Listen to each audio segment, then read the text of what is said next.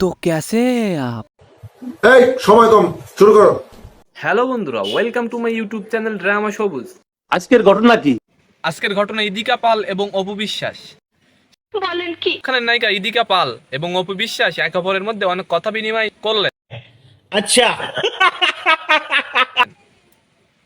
তো ইদিকা পাল অপুকে নিয়ে অনেক কথা বললেন, অপু ইদিকাকে নিয়ে অনেক কথা বললেন। আজকের ভিডিওটি পুরোপুরি দেখুন, তাহলে তাদের মধ্যে কি কথোপকথন হয়েছিল তাহলে বিস্তারিত সবকিছু জানতে পারবেন।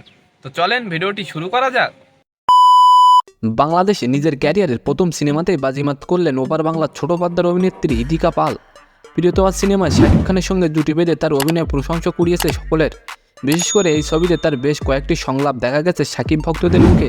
যদিও সিনেমা শুরুর আগে শাকিবের সঙ্গে ইদিকার জুটি নিয়ে কিছু বিতর্ক ছিল।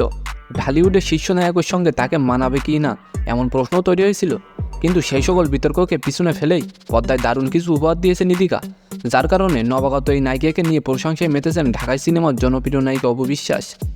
এক সাক্ষাৎকারে তিনি বলেছেন, সাকিবের বিপরীতে সমানভাবেই কাজ করেছেন ইদিকা, তার অভিনয় ছিল প্রশংসনীয়।